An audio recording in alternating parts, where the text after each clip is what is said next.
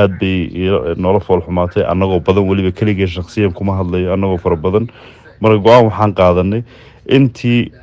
maxaan ku dhahday magac annaga shakhsiyadeed oo faneed uu sii ijaafoobi lahaa inaan waaya cusub bannaanka istaagno